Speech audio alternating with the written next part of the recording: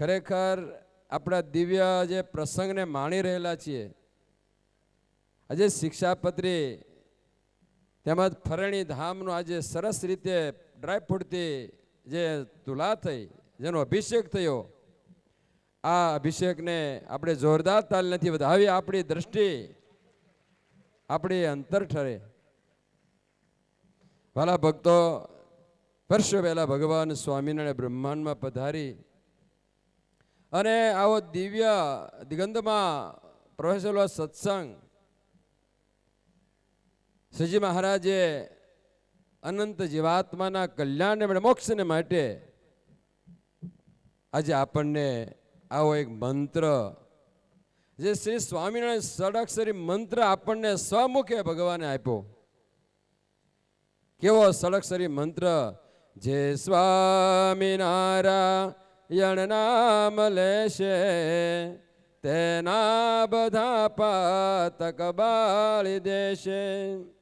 છે નામ મારા શ્રુતિમાં અનેક, સર્વોપરી આ જગણાય એક.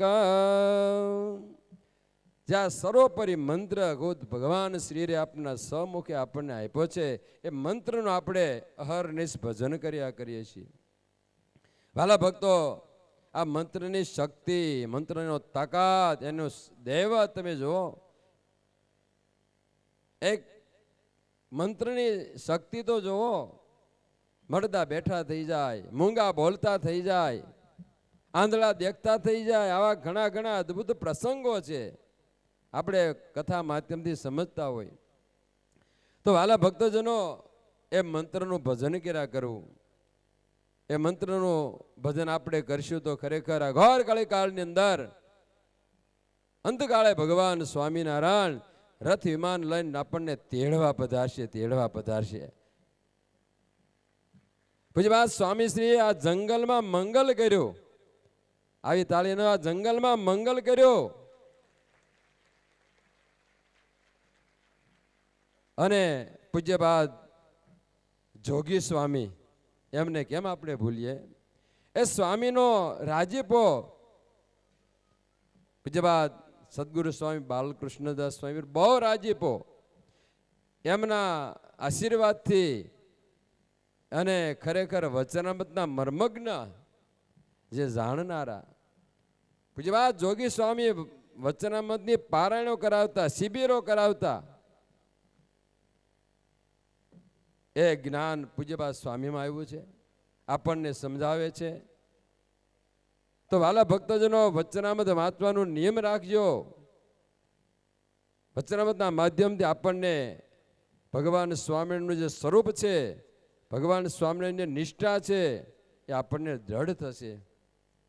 શિક્ષાપત્રી જેવું મહાન શાસ્ત્ર ભગવાન સ્વામિનારાયણે લખી આપ્યું આપણને. એ શિક્ષાપત્રી આપણી બહુ રક્ષા કરે છે. જો શિક્ષાપત્રી શાસ્ત્ર મહારાજે ન લખ્યો હોત તો આપણે ક્યાંય આ કળીના વાવાઝોડા ક્યાંય ઉડી ગયા હોત. આજે આપણા સતયુગના વાતળમાં બેઠા છીએ.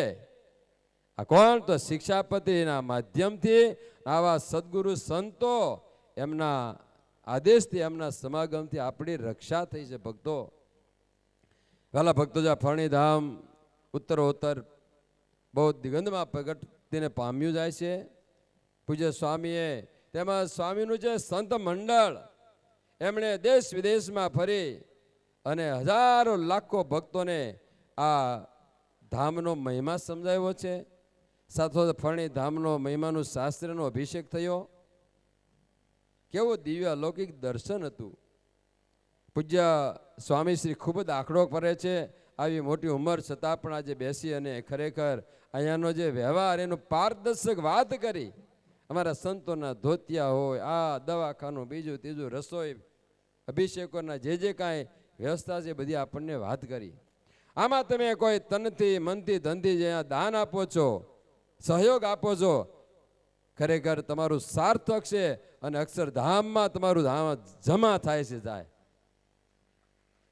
કે જેના માધ્યમથી મહારાજને આપણને કાળે પણ તેડવા આવવું પડે.